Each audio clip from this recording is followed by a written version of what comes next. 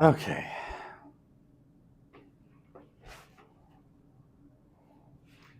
Alrighty. Ooh.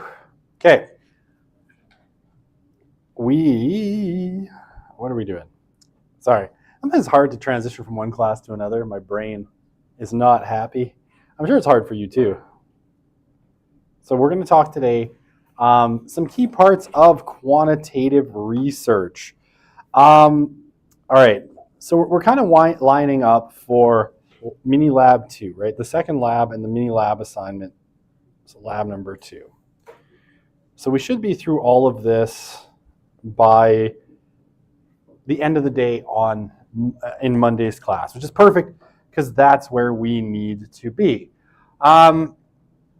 Okay, so the big thing that we're going to focus on today is operationalization. And that is, when we're talking about doing quantitative research, right, which is our first major lab assignment, operationalization is about turning basically a concept into a variable that you can measure. But we'll talk about this in a sec. Okay, but this, I really want to focus on this today because it's really important, because it's a huge part of any quantitative research project is figuring out how do you measure the thing that you want to measure.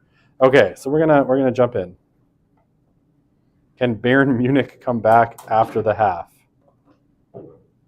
Yes, I don't know. I assume that that's football. So I'm gonna go with probably. I don't know. I don't follow soccer. Okay. Okay, so we've talked about this already. We won't linger on this, but just as a review, right? Quantitative research is all about, it has our epistemological and ontological assumptions, right? So it's positivist and it's objectivist in its way of doing things. The really important thing, right, and the thing that you have to be focused on when you're putting together a quantitative research project is that your goal is to collect numerical data. You're trying to collect numerical data. So that is what you are focused on, right? So this is, okay, it's a deductive relationship between theory and research, right? So typically how we do things, right, we start from a theory and we collect data, to check the hypotheses that we have created from that theory. So, positivism, objectivist, and one of the major concerns is measurement validity, and we'll talk about that as we go through. Okay, here are basic steps, of quantitative research, right? So, what do? You start with your theory, right? Just double check. Yeah, you start with your theory, right? You come up with a hypothesis or more. You can have more than one. Design your research to basically figure out how you can get the data to check your hypothesis, and here is where, a lot of the rubber meets the road and where a lot of things can go wrong. Devise how you the measurement of your concepts. How are you going to measure the concepts that are important in your theory and hypothesis? Okay. And then, that's these parts are somewhat simpler. We'll definitely look at each of them in turn. Select your research site, like where are you gonna do the study? What's the venue? Who are your participants, right? So we'll talk about this when we talk about sampling, and how you pick your participants. Get the data, process the data, right? So usually this involves cleaning it, but that's, I'll leave that for advanced qual methods. When we talk about cleaning data, that's going to be beyond our scope here. Analyze it, right? And I'll leave that again for advanced methods. The analysis of data obviously is where the rubber meets the road and where all the interesting stuff is discovered, and then you have your findings and conclusions, and then you get it published, right? So, this is basically the steps you would go through for a quantitative research project. Now, does anyone ever go through and be like, step one, what is my theory?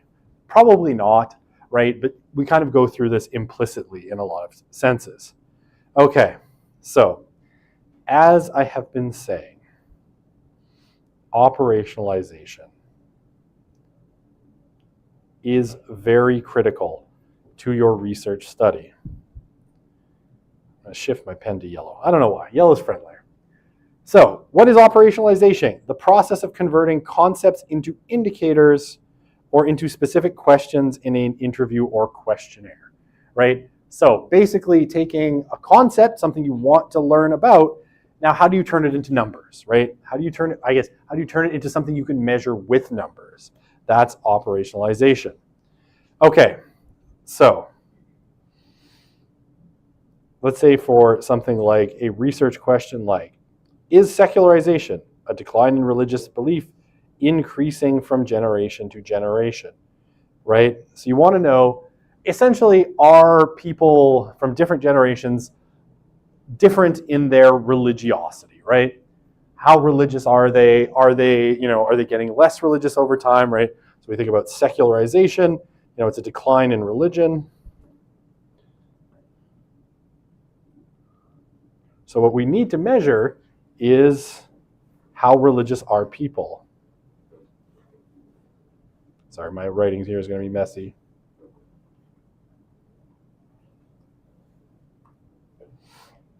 So you need to figure out, if you were doing something like this, right, you would need to figure out how you turn something like religiosity, level of religious belief, whatever you want to call it, into something that you could measure, right? Now, I use religiosity here, A, because I know it really well, and B, because religiosity is one of these concepts that people have been thinking about for a really long time, and there are very strong, very particular ways that people measure religiosity. So I can walk you through, it really easily, and it makes it seem kind of simple, right? Okay, so if you're wanting to measure religiosity, you kind of have to ask yourself, what does religiosity look like? Like, what if I was trying to figure out whether a person, whether a person is religious or not, and B, how religious are they? Yeah, no worries. So, right, if I want to find out, is someone religious or not, right?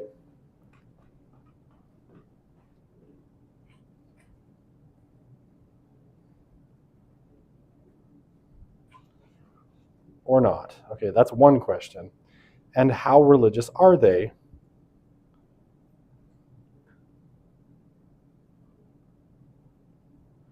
Right? You need to ask about certain things, right? So, if you were going to ask, what do we think of as within this concept of religiosity? What behaviors do people undertake that speaks to their religiosity or lack of religiosity? You kind of have to break it down. So, in this case, right, if we're thinking of something like religiosity, it isn't one thing. Sorry, isn't one thing. You're going to have to do a bunch of different measurements because there's probably more than one component of religiosity. Okay, so I made this very tiny. So there's an obvious one, like if you're thinking about religiosity, right? The most obvious question would be just asking people if they are religious, right? And how religious they consider themselves to be, right? So this would be self-identification or kind of a self, report of religiosity, right? There's a bunch of different ways you can ask this, right? So how religious do you consider yourself to be? And then you have these options, very religious, somewhat religious, neither religious or irreligious, somewhat irreligious or somewhat religious. Even in this, right, the way that I've constructed this, you might run into a little bit of trouble once you put this out in the world, depending on the level of kind of understanding that the people you're surveying have. They might not all know what irreligious means, right? So you do have to, and I know, or how close of attention they're paying. Some people might get somewhat confused. You might want to put somewhat not religious, right? To make it just super clear, here I've used slightly, not really high, but slightly higher language than somewhat not religious, right? You might want to put this in very simple terms. Yeah, Reg. Obviously specific to this one, but just like other questions as well. I know that some people think, even when they are religious, that you can't be religious. It's like a practice that you do, it's like a behavior, kind of. So like, for other questions, not related to religion, but you have to change the question. Okay, rephrase that. So like, my friends growing up, when they were, a lot of them were Christian, and they said that Christian is not a religion. Okay, right. Yeah. Okay. Yes, this is a, yeah, I got you. So like, if I asked them if they were religious, they're like, no, I'm not religious at all. I have a relationship with Jesus Christ, right? My way of life. So right. Yeah. So this is a really strange cultural particularity amongst evangelical Christians. Sometimes that. See, now you have to come take sociology of religion with me for me to fully answer this question. This kind of cultural understanding does potentially pose problems. So yeah, if you were constructing this, say in I guess even here, because obviously you've encountered this, you would have to program your language accordingly, right?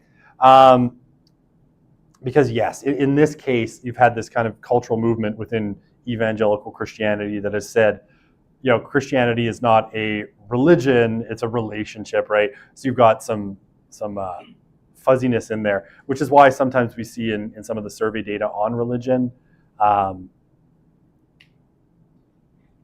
Christians will answer that they attend weekly services, but they'll answer no religion on the survey, right? So they get put in with like atheist, agnostic, and no religion, even though, they should really be in kind of this other Christian category. Yeah, please. Would you be able to kind of circumvent that by putting the operational definition of what you're defining as religiosity early on in the survey to let them know that regardless of how you feel, we define this as this. And then when you ask the question, it would be more like, by the following or by the previous definition, would you consider yourself? Yeah, so yeah, you could definitely do that, right? Like lay out a definite, like instead of just having this kind of open-ended, lay out a definition of religion, and yeah, according to this definition, where would you class yourself? That's definitely a possibility if you suspect that something like what Reg is saying is true. I guess the one, sort of, I don't want to say roadblock, maybe the one thing you might want to be cautious of is sometimes that can lead people to particular answers, right? So often people will want to,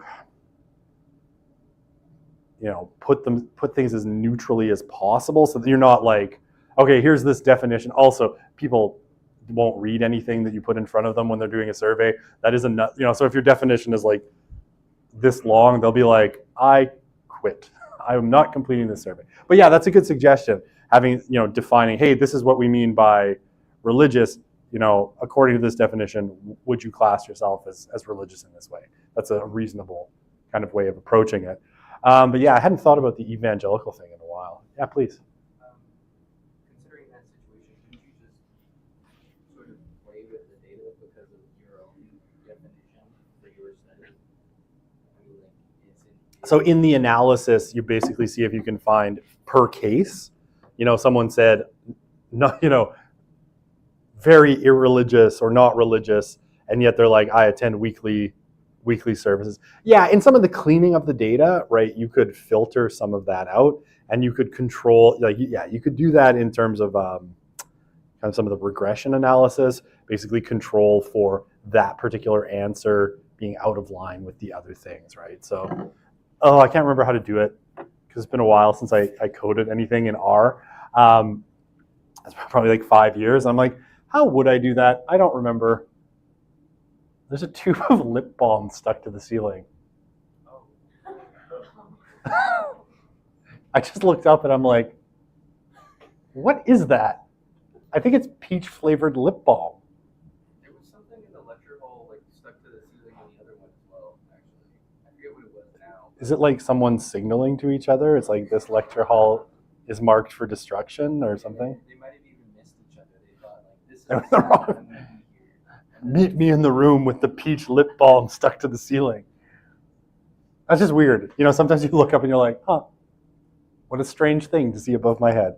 I'm sorry, but did I answer your question and your question? Okay. Yeah, please. No. The visible signs of relief in your body language are noted. No, we're not going to do data analysis here because we just don't have time, right? And I'm not going to teach you anything that whoever taught you 210 didn't teach you already in the short amount of time. So it would be kind of a waste of time. And I'll be honest, how to put this? There's been a big argument in the department for a few years that this class should actually come before stats, and that you then learn what research looks like and then go do stats. And at some point in the future, I think probably 2026 or 2027, that's going to change. The order of these classes is going to be flipped. But that will not help you. You're all trapped here and you've had to do things in the prescribed way. Prescribed by whom? I don't know. But somewhere in the past. Okay. So, other ways that you could operationalize this, could be, as we said, or something like, do you consider yourself a member of a religious group? Yes or no, and then asking them which one they consider themselves to be.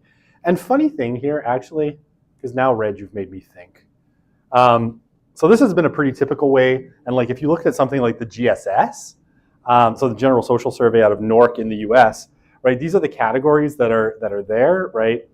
One thing that's increasingly clear is that anyone under the age of 30 no longer knows what a Protestant is. So even though they might be evangelical Protestants, they probably identify as like just Christian or Christian, just Christian or Christian. And this has absolutely messed up, I was going to say a worse word, religious data. So there's all sorts of problems, especially with something like the GSS, which is this thing that's been running since 1972 and asking the question the same way. Their way of asking it has changed. Or hasn't changed, sorry, but people's understanding of this concept has changed. So you've got a whole bunch of people that are clearly Protestants who don't think they are, which is always super fun to tease through the data. So anyway, right. So all of these, right, any of these are given a numerical value that you can then use for statistical analysis, right? So pretty straightforward. Okay. So every time I look down, my mic echoes slightly. It's a little annoying. I don't know if it's annoying for you. But then I feel if I turn it down to like 95, I can't hear my own voice echoing. And then how do I know that I'm in charge of this room? Okay, sorry. Terrible jokes will continue until the course ends. So, other things, right? I went too far. Self-identification, right, for something like religiosity might not actually be the best measure, right? For example, as I say, while many millennials identify as nothing in particular when it comes to religion, this might not tell the whole story, so behavior is important. So when you're thinking through something like religiosity, right, you got to think, what else makes this up? Or could you split this into different components? And generally speaking, like in SOC of religion, religiosity is split into what are called the 3 B's. Belief, what do people believe? Behavior, what do they do? And belonging, where do they belong? Okay, so what would you do here? And how would you, other ways to operationalize this concept, focusing maybe on, and I mean, you could operationalize a lot of things, like if you wanted to talk about different social phenomenon, something like this, a little rubric for how you could break down, a concept like religiosity into specific aspects of people's lives, could be really useful. Okay, so you would ask yourself, what behaviors are regularly undertaken by religious people? So things like religious service attendance, right, if you're talking about behavior, prayer, interacting with sacred texts, anything else you can think of, right, prayer or meditation or whatever you want to talk about, right, and then craft questions along those lines. So something like, how often do you attend religious services? Okay. Now, this one's always important. I don't know. Well, I can tell you why. Not including weddings or funerals, right? So how often, because you're wanting to get, mandated behaviors or socially mandated behaviors out, like spontaneously, if left to their own devices and they have a choice between sleeping in, eating a cinnamon roll, and reading doom scrolling on Twitter versus going to a religious service, which one will they choose? So, in here you would put daily, weekly, sometimes, depending on which one sometimes it's just weekly plus, or several times a week. Weekly, several times a month. So like that would be, 1 to 3 or 2 to 3. Monthly, a few times a year, or never, right? And again, that's getting at a concrete behavior, a concrete thing that people do. I mean, with this one, and again, as you're thinking of things, you might just have to think through some of this. There's a social desirability bias, and there's been some interesting experiments done or studies done where instead of asking this question, someone buys a bunch of anonymized phone data and then kind of looks to see how many people are driving around on a Sunday morning, presumably going to church, and suggesting that one person who did this suggested that we typically say that about 25% of Americans attend services weekly, but he suggested the number is probably closer to 5%. based on the number of cell phones moving around on a typical Sunday morning. I don't know if that's true. I realize you can't see what I just wrote. Oh, you kind of can. It's not terrible. Anyway, you might have to think things through like that as well. Okay, other behaviors, right? How often do you pray or commune with the divine or the supernatural? Again, you would have these kind of categories. Sacred text would be the same, right? How often are people reading the sacred text of a religion? Several times a day to never. All the same things. Okay, so these are all ways of basically taking a behavior and turning it into something that you can measure, right? Something that you can then give a numerical value that you can score. And of course, right, so that's just behavior. Belief, there's other questions when it comes to belief, right? You would ask, like, what, do you believe in God?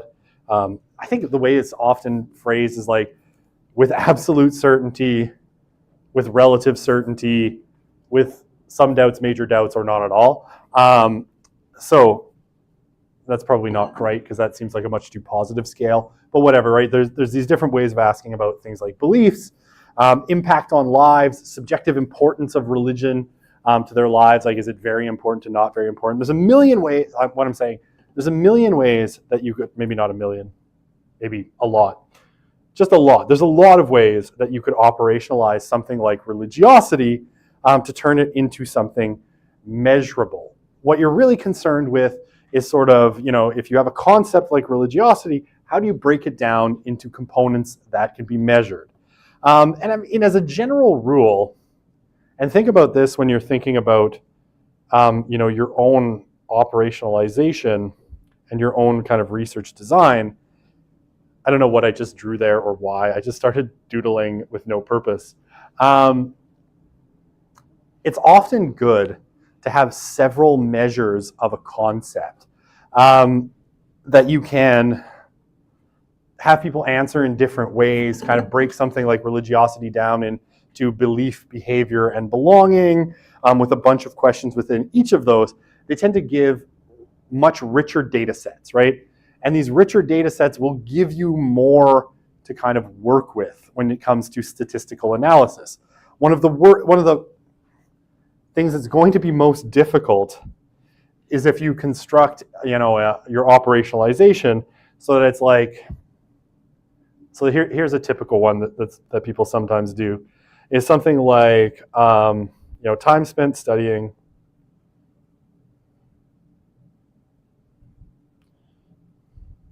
I don't know why I'm writing the whole thing, to GPA.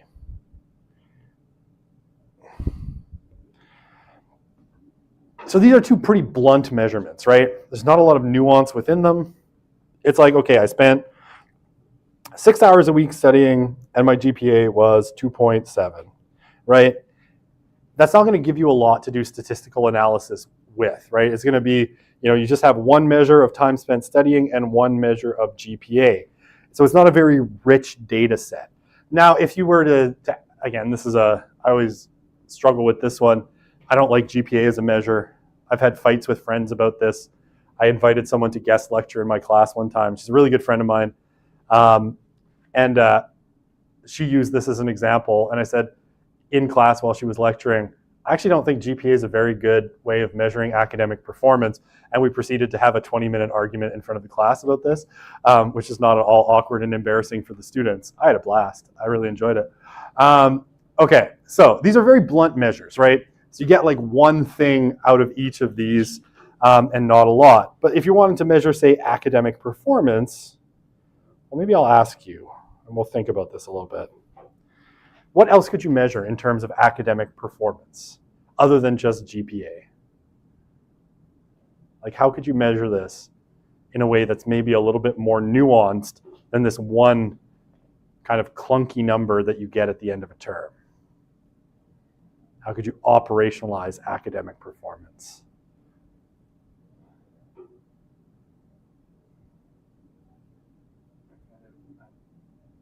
I'm funneling into the thought of like crash outs per term. Crash outs is to say how often you get burned out. Okay. Crash outs, I've never heard this term. Crash out is very Gen Z. I guess I'm just thinking, yeah, it's just the idea of like how often do we not perform as well as we want to. Okay, so if you ask something like, how often per term did you not achieve the grade you were hoping? It could be an interesting measure, yeah. Reg. Like class attendance or You could do something like class attendance, like how, like, I mean, I think, that might be a better measure of something like time spent studying, but yeah, how often did you attend class?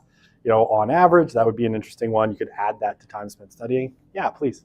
you can ask them like how frequently they would say they get like A's, B's, C's, D's, etc. Okay, so frequency of kind of particular measures of academic performance. Yeah, sure, please. Can you say something like, I guess for sociology, especially like how often do you achieve the goal in like a test versus like a paper? So yeah, okay, I would probably split like, how often do you achieve, your target grade on tests, right? Very often, sometimes, seldom, never, right? It's a 4-point scale. I would like to have it a fifth option, but I can't think of it right now. And then on papers, you could do the same thing, right? What else? Anything else? What about time spent studying, right? I don't know. Is there other ways of measuring that than just averages? I don't know. I'm thinking here. Yeah, class attendance I think would be an interesting one here. What if, you could ask like average time spent on per assignment, like how much time do you spend working on per assignment, and see how that correlates to, the frequency of what grade they get. Yeah, please. Oh, now you're thinking like tracking. I like it. Intrusive. I love it. Let's spy on our participants. Yes, I'm there for it.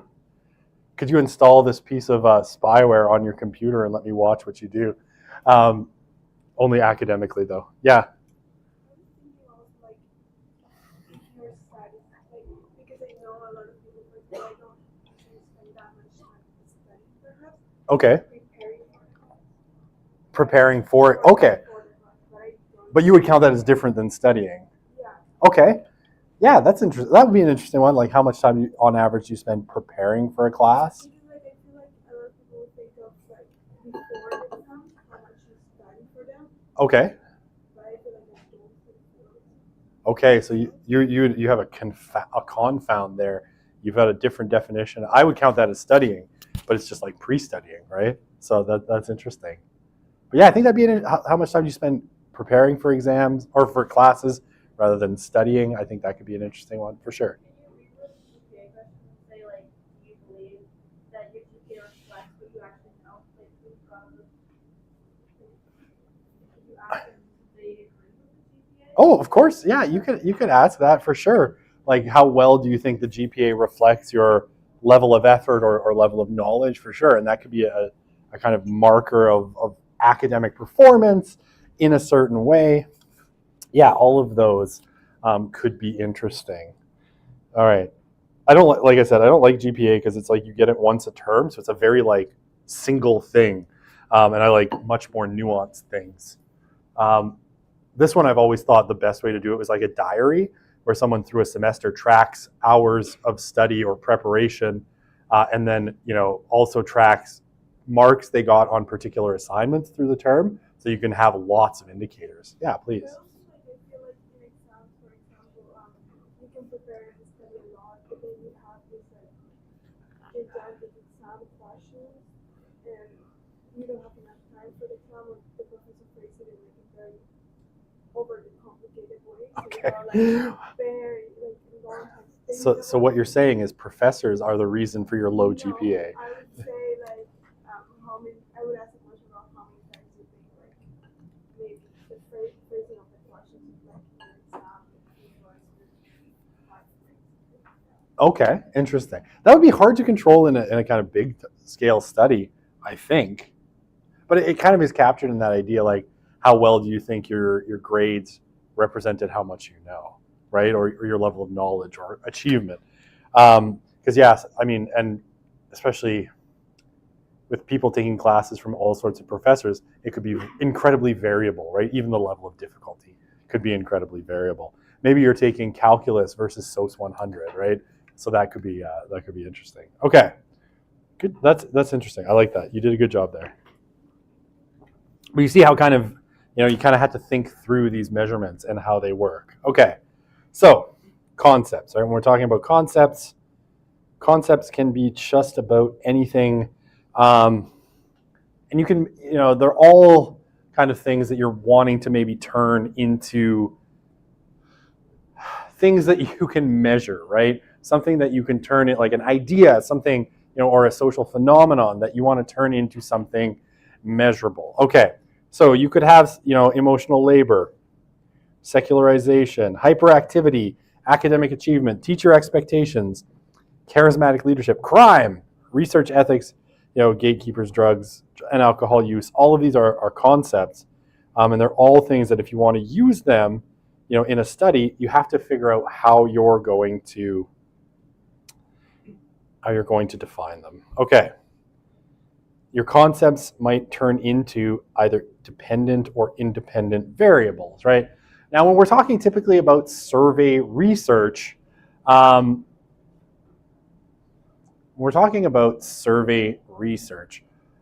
am I saying? Sorry, my brain blanked for a sec.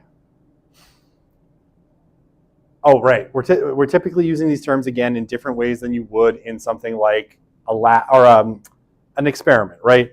So your independent variable, is not generally here something that you're manipulating in kind of a sociological study, right, or in a quantitative study. It's not typically that you're manipulating the independent variable.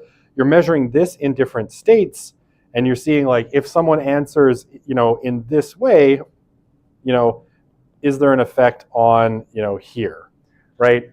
So, if you're wanting to know the link between religiosity and life satisfaction, right? So someone who answers, in the neutral, what is the correlation to answering here, right? And you're wanting to do this obviously on group levels, not so much on the level of individuals. Okay. So again, this is a very experimental kind of definition, but when we're talking about like survey research, it operates very differently. Okay. So why do we measure concepts? Well, measuring basically allows, us to delineate small or fine distinctions between people or issues, that we're interested in, right? And it provides a way. Sorry, I'm going to slow my speech down a little bit. Measurement provides us a way to identify and gauge differences with consistency, right? So if we can figure out a way to measure a concept, and if we can figure out how to use it consistently, we can get some really interesting data. And especially, one of the things I'll talk about later, as we get into things like survey design, even other forms of, a little bit deeper into operationalization. One of the things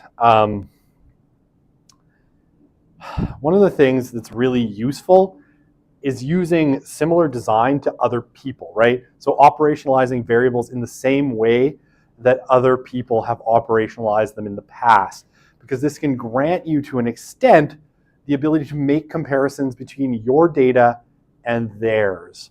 And so one of the things that I'll suggest to you right now, and I'll suggest it again over and over and over again until you're sick of hearing about it, is one of the really useful ways to sort of, in a sense, skirt the challenge of operationalization. And I'm going to switch this to yellow so you can see it better, is to use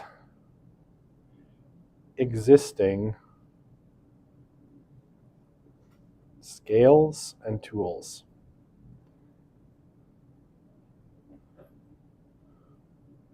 Rather than trying to invent your own, right? So, now, again, this is sometimes, I wouldn't say considered cheating, but I will strongly recommend that if you are thinking of as you go into the task, in mini lab 2 and then in the major lab, of trying to figure out your operationalization for a concept, go to Google or Bing if you're so inclined, like me, because I'm too lazy to change the default search engine in my browser, even though it would take me 2 seconds. So a lot of the time I end up using Bing, even though it's objectively worse. And Google, like, I don't know, if you want to talk about loneliness, right? Look up something like loneliness research scale, right? And you'll probably see something like, the UCLA loneliness index.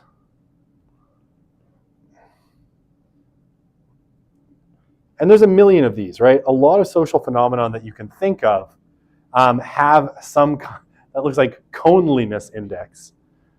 Because I have bad handwriting. And this pen is not that accurate. Loneliness index, right? Not coneliness index. Okay. Because a lot of things that you want to study probably have these well-established scales, right? Psychologists, sociologists, political scientists have studied these things before, and they've come up with these existing scales. And what it allows you to do potentially is to compare your data with other people's data because you've used the same tool, right? So, and there's a million of these, right? If you want, if you're wanting to measure something like, this would be a little bit of a challenge, maybe. But if you were curious about the effect of something like ADHD, right, on, I don't know, let's say academic performance or success of romantic relationships, right? ADHD on the success in using dating apps or something, right? You could go, and there's lots of like self-evaluation tools for basically that, a therapist would use to evaluate whether someone shows signs of ADHD. And while you can't use them as a clinical tool, you could be like, okay,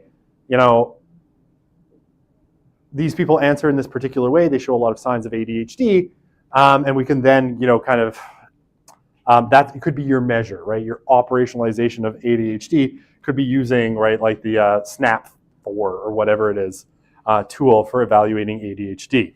So don't be afraid, and I give you my permission.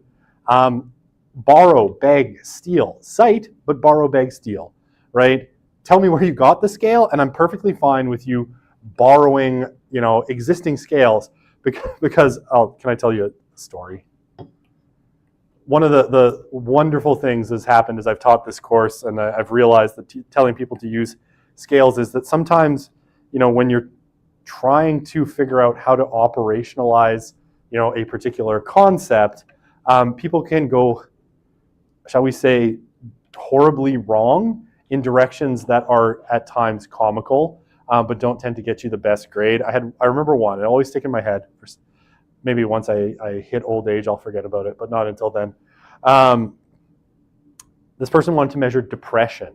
And I swear every single measure they had was about personal hygiene. So it was all like, have you showered in the last 2 days, right? How often do you brush your teeth? And there was a bunch of other ones. Like, have you brushed your hair? And I'm like, no, I've never brushed my hair. I don't know why. It just never occurs to me to do it. And again, like this is someone trying really hard to come up with what they think depression looks like, right? Like, I think depression is people, not bathing and not brushing their teeth and not taking care of themselves, not exercising. And so that's the questions they ask.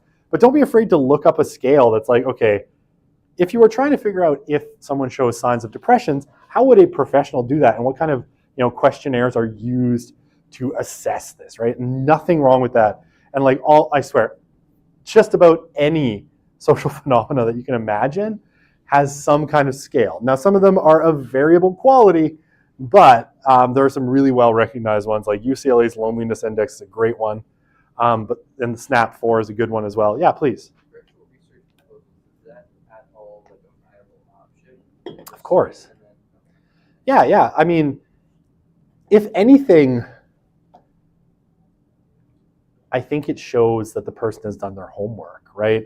That you understand the literature, you understand how other professionals in the field would measure a concept like depression, suicidality, loneliness, ADHD, and that you're using these well-tested tools. You're not assuming you're the smartest person in the room and you can make up your own scale because you're an expert, right? And again, you can feel free to like make variations on existing scales, add questions that you think are pertinent, but there's nothing wrong with, hey, we're academics, we all steal from each other, but we tell you who we stole it from, which is called citation, right? So it works out. Yeah, please. I was wondering, since we cannot make the final exams will help people, but then we don't have to like create the scale. What's that? Sorry? Like in the final exam, for the final exam, we need to create a scale. Create a, I don't want to give away what questions are on the this would be on the midterm, because by the time we get to the final, you won't have to worry about survey questions. Let's put it this way. If there was like, hey, oh, hang on, how do I answer this without telling you what's on the exam? And I know what's on the exam and you don't. Let's say that there was a question where you were being asked to create some survey questions. Bless you. It would be a very clear subject, and then you'd be asked to like write 5 questions with kind of a response set. These can be very basic. We'll go over response sets in a little bit because this can be super basic, and you would just need to show that you're able to write like a survey question with a response set. You wouldn't have to create like a scale for. I wouldn't ask you something like create a scale to measure depression, right? It's going to be way more relaxed than that. Does that make sense without me telling you exactly what I'm going to ask you? It wouldn't be something that's super technical, right? It'll be something, I don't want to say silly, but doable in a restricted time frame. I gotta remember to keep my office locked because you have access to the CCR, so you can break into my computer. So don't want you leaking my exam questions. I'm kidding. I always keep my door locked. Okay, that just occurred to me. I'm like, wait, Reg hangs around the CCR all the time. He could steal my exam questions. Yeah, just pole vault over the wall with your crutches. There you go. Okay. So, definitions. How are we doing for time? Wow, time flies when you're operationalizing variables. So I hope you say that when you're doing it for your assignments too. I can't believe 45 minutes just went by. I'm so happy. All right, so 2 types of definitions that you're going to have to think about in terms of assignments that we think about when we talk about variables. Okay, so typically you can have a nominal definition, right? So this is, describes the concept in words much like the dictionary, right?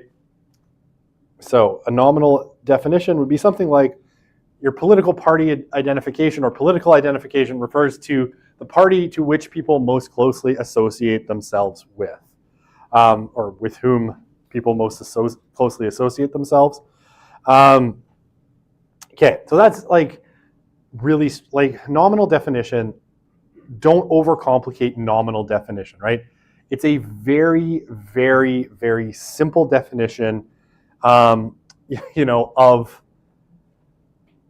what you're trying to measure, right? So if it's like loneliness, your nominal definition, might be something as simple as whatever is the dictionary definition of loneliness, the degree to which people feel lonely, feel socially disconnected, or whatever it happens to be. Nominal definition tends to be pretty easy.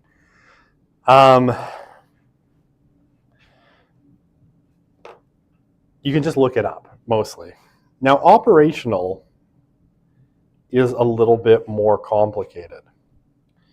And it's usually at this point that people have a little bit more trouble, right? So let's say an operational definition of how a concept is measured. So if you were talking about, say, political party identification, your operational definition is essentially what you're going to ask people, right? So you could say that the operational definition of political party identification will be, asking people, do you normally think of yourself as a supporter of the Conservatives, Liberals, New Democrats, Greens, or Le Bloc Québécois? Ho. I don't know why the ho had to come in there. I've done discredit to my race. Okay. So your operational definition, right, is the how. How are you, like, and maybe I should highlight this. Can I highlight it in blue? No, that's going to show up weird on a blue background. Purple? How? Nope, that's a pen. Dear God, what a day I'm having. I don't know how bad your day is. No, mine is much worse. I'm kidding. Okay, let's just highlight it in yellow. How the concept is to be measured, right? How are you going to measure it? Okay, so I'm going to give you, like, your really simple, if you want to, like, I'm going to say, I said it wasn't cheating to use existing scales. It is also not cheating to do the following. I will measure loneliness, right? So, and here, you can write, when you come to operational definition, loneliness will be measured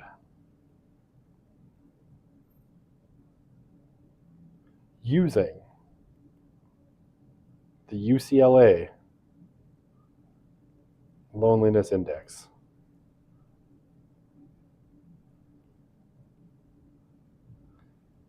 Really, period. Really straightforward, okay? ADHD will be measured by administering questions from the SNAP-4 ADHD scale. You know, for this one, this is actually not the way I've ever seen this asked in surveys. Like, political party identification is usually asked as a two-part question, and it's usually something like, so you would say, so it's usually asked in the following way. It's like, who did you vote for in the last election? And if an election were held today, who would you vote for today, right?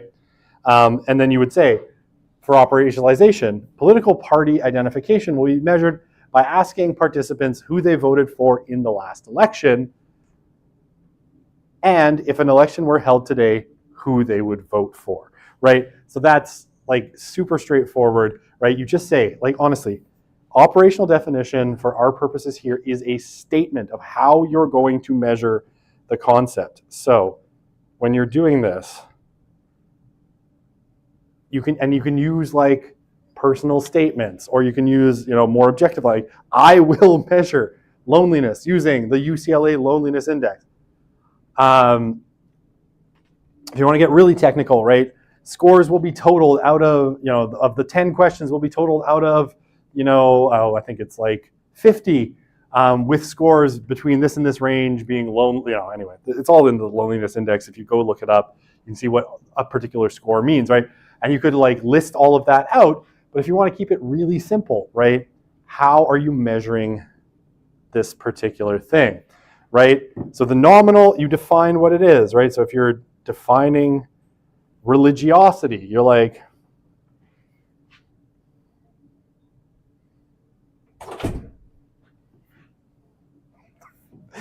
look through the window. There are people in the room. Don't open the door. I don't know why people do that. Okay. What was I saying? I like pina coladas and getting caught in the rain. No, I'm kidding. I hate pina coladas. They're disgusting. So it's a song. It's like a Jimmy Buffett song. I just got lost because that person opened the door, and my whole plan for the rest of the day went out the door with them. Yeah, so your nominal definition, you know, something like if you have a definition of, you know, religiosity, what is that definition that you're using? And your operational definition is how the heck are you going to measure that thing, right? So just, again, I say this only, and I'm repeating it, and you're like, yes, we get it, move on.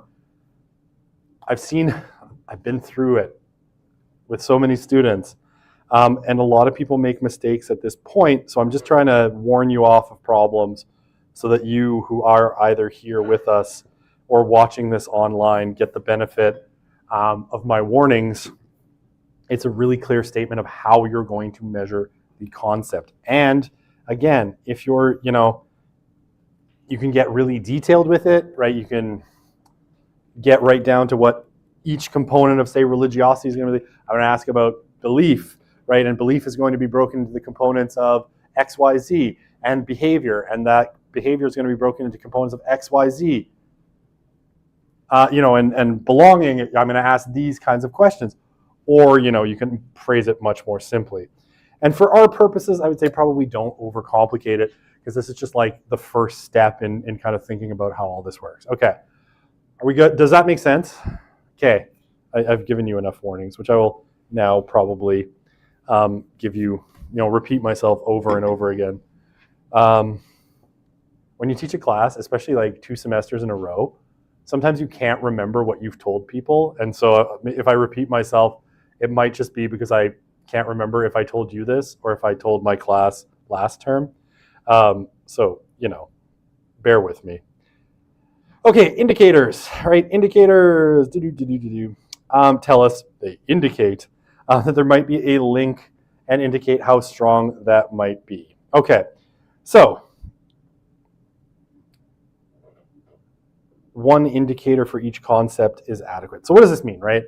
So basically, kind of like what I was describing, when we're talking about, academic performance in GPA, time spent studying in GPA, right? So time spent studying would be an indicator.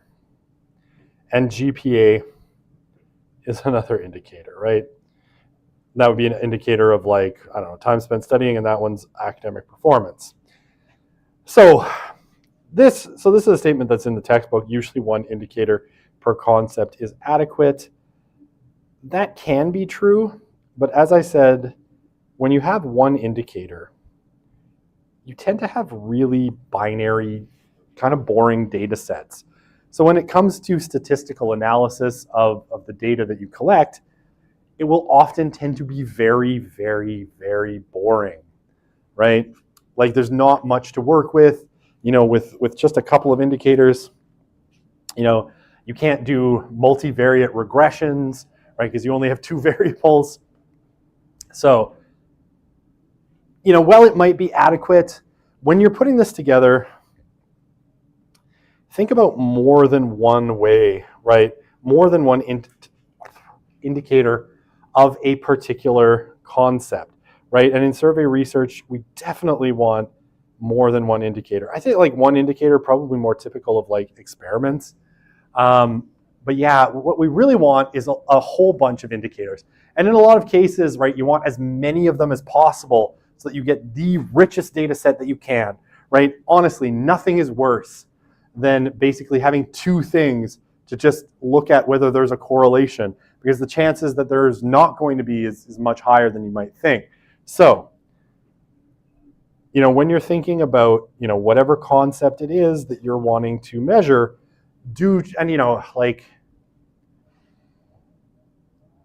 something like social media use, right? Other than just the raw amount of time that someone spends on social media, right? You could have them go on their phone and look up how many hours they spent on Instagram or Facebook, if anyone still uses Facebook. I just use it for marketplace, so I can buy discount things or sell or give away a bunch of junk that's in my house that I don't want anymore. I think that's the only thing Facebook does now. But whatever it happens to be. Instagram, I guess TikTok is social media. I'm going to say it is. You could just have people list down the hours. But are there other ways to kind of think about social media use that might be, interesting? How much importance people give to social media use. How often they check for the reactions of friends, families, and followers on their posts, right? You can think of a lot of different ways that you might be able to measure an intensity of social media use, right? Maybe there are some people that use it for a lot of hours, but they don't really care about it, right? It's not super important to them, and do they post a lot, right? All sorts of things. So just try to think of more than one way, more than one indicator of what you're thinking. And you're gonna, again, we're not doing the actual research in this class, but if you ever go to do the research, you'll come up with much richer data. It's gonna be way more interesting to play around with, once you throw it into SPSS or SAS or R or whatever software you happen to be using, right, you're going to have a great time with it because there's a lot of richness to it. So just try and think of it that way. Okay. I ruined this entire slide by what I just said. God damn it. No, I'm kidding. I'm fine. I'm good. Okay, so yeah, using multiple indicators, right? I actually didn't ruin it. Reduces the likelihood of misclassifying some people because of the language of a question, right? Again, this kind of goes to Reg's, not Rich. Jesus. It's the end of my day. I'm really sorry. Reg is question, right? If you would potentially misclassify people as nothing in particular when it comes to religion because they're like, I don't have a religion, I have a relationship with my creator, whatever it happens to be, right? By having more indicators, you would reduce the likelihood of misclassifying them, right? Or you could at least say there's a lot of weirdness in these people who are saying they're not religious. Ensure the definition of the underlying concept is understood correctly. By your participants, you could potentially see problems with the way you're asking the question. And this is obviously really useful, say, in a pilot study, where you can change the questions going into a second or your bigger study. This is the part I said before. Get access to a wider range of issues related to the concept and give you just a richer data set in general. And you can make finer distinctions based on that. Allow factor and cluster analysis and all that fun stuff like regressions. Okay, this one is actually super critical too. I'm going to actually change the color of my pen to indicate how important it is. I'm going to go with orange. My phone is telling me to drink water. I don't know why it started doing that today. Okay. So, what are response sets? You obviously don't know. I'll tell you. Okay, so a response set is when someone who is going through a survey, rather than doing the survey in a kind of legitimate way, right? They're rushing through it, right? So, this is, potentially the person that just answers B on everything, right? The second option, right? Especially, it used to be really common with paper surveys because people would just go down the column and answer all the same thing. You can mediate for it a little bit on online surveys. And I'll tell you about it in a sec. But some people, like, let's say they signed up for something like LegerWeb, right? And LegerWeb is an online platform from the survey company Leger. And LegerWeb basically is, people will sign up to do these things and they earn points. And it might be that someone just wants to earn points so that they can get, their $10 Starbucks gift card or whatever it happens to be. And so they just go through the surveys as quickly as possible and just kind of, fill it out, just, all one answer or like randomly or whatever it happens to be. And this is called a response set, right? This is someone who's not legitimately doing the survey. They're just pounding through it for whatever reason. And obviously this can skew your data. Now, the more indicators you have, the more likely you are to find where things don't make sense, right? And you can look at a particular case and be like, this looks really funny, right? Either they answered like strongly agree to every single question, even questions that were potentially, and here's where you can not trap people, because it's an online survey or a paper survey, but where you can set up your questions in such a way as to catch people in those response sets, is you put basically, one indicator that's kind of positive, and then you give essentially the same question, but you have it phrased in a negative way, and you see if they answered it, in a way that's consistent, right? And if someone's just putting like, religion is very important to me, strongly agree, all the things about religion, and then it's like, I don't care about religion, and they also answered strongly agree, you can kind of be like, okay, this data doesn't make sense, and we can take this case, and when you're cleaning your data, you throw it away. That's my sign for throw it away. So my favorite one, though, and I'll tell you, this is, if you ever do online surveys, and again, strongly encourage you to do a few, the technique that a lot of survey companies have now gone to catch response sets is truly irrelevant questions, right? Questions that are not about the subject at all. Do I have space to write? Maybe I'll go to a different slide. Okay, I don't have space, but I'll tell you. The one I keep seeing is, which of these is an animal? Right? And it'll be like rock, paper, scissors. I can't write down there. Pig. Right? And basically it's meant, so obviously the only one that's an animal is a pig, and it's meant to catch so that people, if someone's just clicking through and not paying attention, they're going to pick a random answer, and 3 out of 4 times they're going to pick rock, paper, or scissors rather than pig, right? So if someone's just like going down the list, click, click, click, click, click, click, click, they're going to misselect the answer on that question, and then because it's not exactly a hard question, you're immediately going to know that, and I think it auto sorts that data out of the sample, just based on an algorithm. Which again, this is to get around response sets. When you start putting incentives on studies, sometimes people just want the incentive, right? And they're going to click through and not do your boring survey just to get that incentive at the end of the day. So you need sometimes indicators, and like I said, a lot of survey companies have moved to very particular indicators that are basically meant to see whether someone's paying attention. Yeah.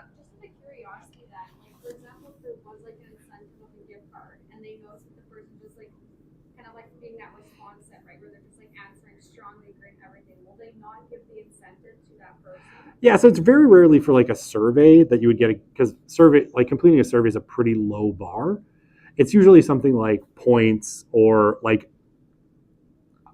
an entry. Like, so, if you complete, okay, even there's potential problems, like a chance to win, a gift card rather than the actual thing. Because a lot of things have moved to like these online platforms, a lot of times now it's just points, right? And you can use those points to buy yourself a gift card or whatever. This is how I paid for my PlayStation. I just did like 5 surveys a day for like a year and a half. And eventually I had a stack of Visa gift cards in like $10 denominations. And it was quite funny, me go from Leger and from Abacus. And I just went to Walmart and I'm like, $10 on here, $10 on here for like my $500 or $600 PlayStation. It took forever and it was so funny. It took me a really long time to earn that many gift cards. And I did a lot of surveys. So this is how I know some of these tricks. But yeah, generally it's points and not like a straight up gift card. In a lot of cases, those people will already have gotten the points, right? But you don't want their data, right? Because it might skew your data. And if there's enough people that are just doing that, it's going to mess up your analysis. So the more important thing is not so much like the incentive. They get that anyway, as you kicking that data out of your analysis so that it doesn't skew your data. You had a question? Yeah. An example of like, say if you were doing a study where you were using GPA, which I know we don't want to do, but where you would have GPA and other indicators, like that would benefit the same kind of concept. So like academic performance, you're thinking? Do you want specific measures of academic performance? Well, something I'm just wondering about, it doesn't have to be academic performance, but I'm having trouble understanding, is it that we're using multiple measures like GPA and also like what year you are in your program, or like? Okay, well let's leave the academic performance, because that one's a dicey one, I think, to talk about in general, just because I think variability makes academic performance really hard to measure, right? And how would you compare a sociology student to an engineer? In engineering, everybody's getting a C- on everything and it curves up, right? So there's a lot of problems with that one. Let me just think.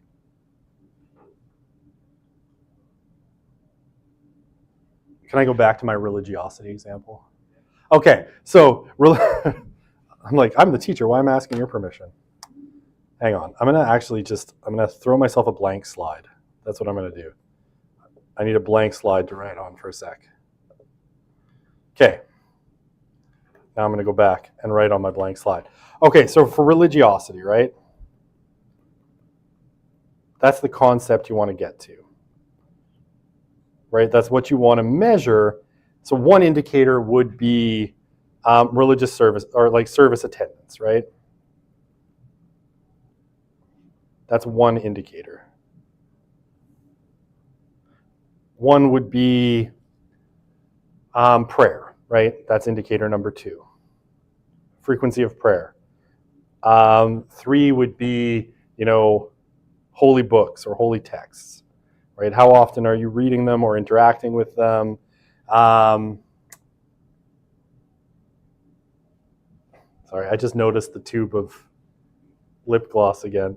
Okay, so these would all be behaviors, right? So religious behaviors, those are 3 indicators of religious behavior. If you wanted then belonging, right, you might have self-identification. You might have, a question towards like community integration, like how well do they feel they fit in with their religious community. I'm trying to think of other ones for belonging. So religious identity, are they part of a congregation? Do they attend? Are they part of a congregation?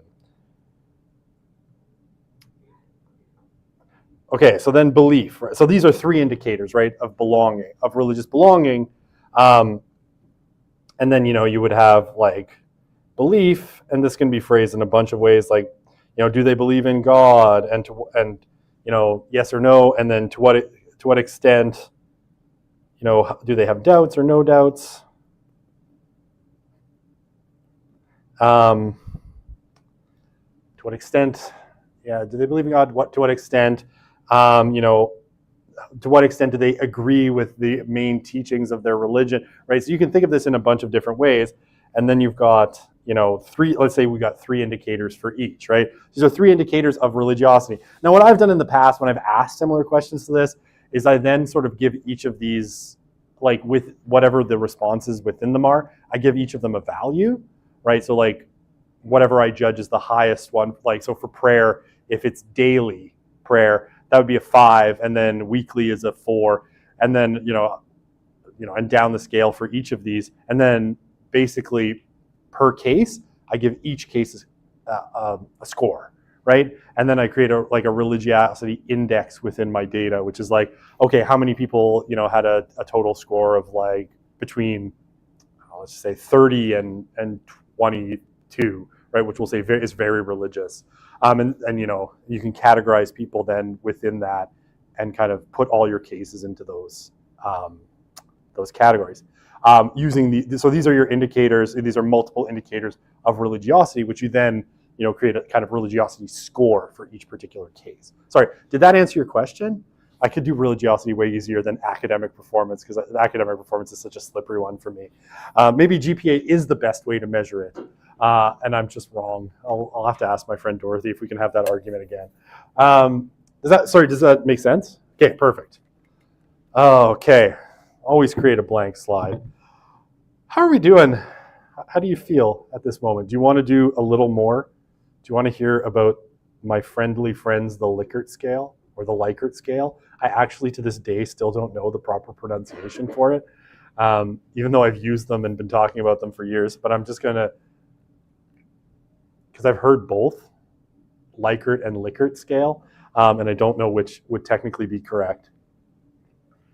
Maybe the Likert scale is British. I don't know. That's a terrible British accent. I don't know what I'm doing there. Okay. I can do maybe Likert scale, and then see, this is the problem. Like data and data, I switch between pronunciations randomly. It's the worst. Okay. Maybe it's one of those that's subjective. So whatever word you said before changes your pronunciation of the word. I don't know. Okay. So the Likert scale. Okay, so this is a very common, I'll say this, very, very common way of collecting data on people's opinions is to use, some form of what is called a Likert or Likert scale. So Usually the respondent is asked to give their level of agreement with statements.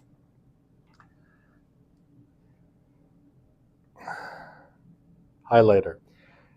To use this kind of scale, the items must be statements.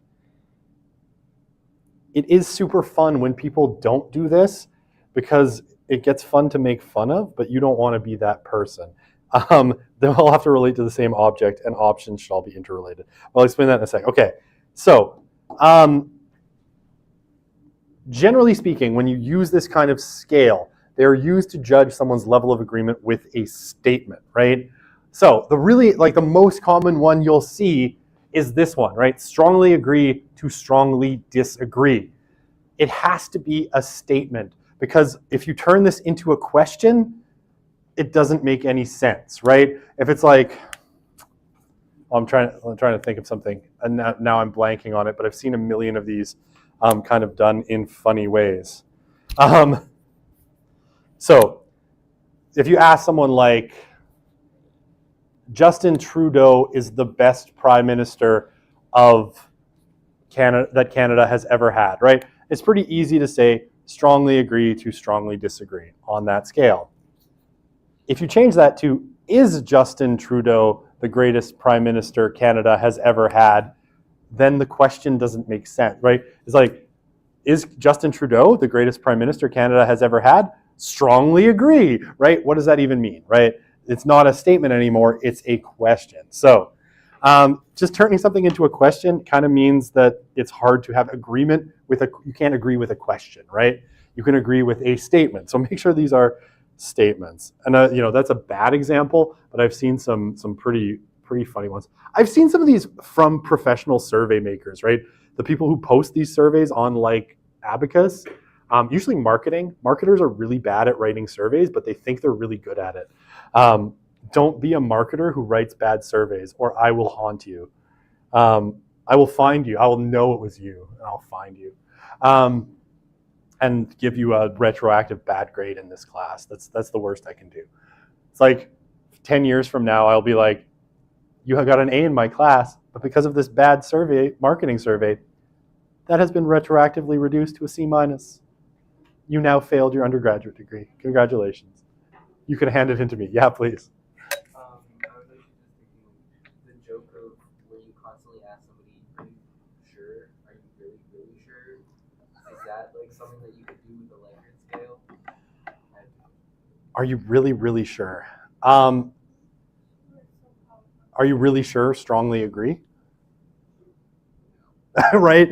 So typically not, right? Typically, it's some kind of like, it's most commonly used on like opinion, right? So you have to give someone something to anchor their opinion on, right? Like these ones. So these are some that I did, right? Because I did this study on Catholic organizations in Edmonton. Catholic organizations that receive government funding should be allowed to provide services in ways that align with their faith-based values, right? Do you strongly agree with that statement or not? That's, or how on this scale do you find things? Okay, because Catholic organizations were trying to understand whether what people thought of them, right? And it was interesting because when you asked the question that way, people were like, pretty much mostly strongly agree to agree. When you ask the question this way, it changed a lot. Catholic schools that receive government funding should be allowed to operate in keeping with Catholic values, even when they conflict with values held by other members of society. For example, hiring only teachers who are Catholic or not permitting gay straight alliances. So it's funny. People were generally okay with the general statement. They were not at all okay with this one, right? So here it was mostly agree and strongly agree. Here it was mostly somewhat disagree and strongly disagree. So that was, kind of an interesting thing. Sometimes the way you phrase the question can reveal something about like general attitudes. But this is a Likert scale, right? Straight up using the same measurement. Now, so one thing, right? It can't be something like strongly agree, somewhat don't like,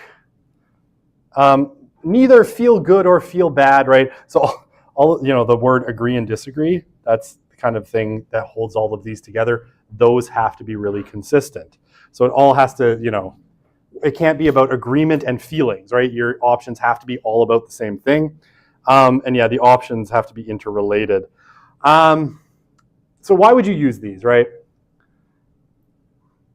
One of the reasons is that using a tool like this vastly increases the possibility that someone is going to complete your survey, because it's really simple, right? Like you can go through these questions. Okay, these are pretty complicated questions, but typically if you have simpler questions, you can go through and you don't have to think about the response options, right? So having read that statement, immediately what the options are, and you can pick them really, really quickly. One of the mistakes that people sometimes make, and I will say, even professionals and like marketers do this. I've seen people send out survey, like I told you about this horrible survey that I yelled at by email the creators of. They didn't do a good job on this either. And these are academics. Sometimes people create these really distinct response sets, right? Where each of these is a sentence, right? And each sentence represents something different, right? So it's like, indicate your feelings about Catholic organizations. Catholic organizations are wonderful and a key part of society. Catholic organizations are okay. I guess they should be allowed to remain. I have no opinion. Like, you see how each of those is a distinct kind of answer that as I'm going through the question, I then have to process each part of the answer. Now if you do that on one question, it's not the end of the world. If you have a 50-question survey, and with every question, your participants have to figure out what answer fits by kind of going through each answer in the response set, 99% of them are going to quit because it's too much mental burden. You're making your participants work too hard. Key concept, whoever your participants are doing a survey, they're basically pretty lazy, right? Or just assume that they are. They might be the hardest working people in the world. They might be wonderful. Assume that they're super lazy and that they actually don't really want to do your survey. So just pick a response set and keep that response set consistent between questions as much as possible. Because the more people have to think and change response sets and refigure out what answer they would like to put, the less likely they are to finish your survey. We're out of time. I'm sorry, you'll have to come back another day. Even though you want to stay, we have to leave this room. Oh man. At some point, I think I'm going to stop joking about how I secretly believe you all hate this class and me for teaching it. No, I'll never do that. That's going to be the rest of the course. All right, have a great rest of your day. We'll see you on Monday.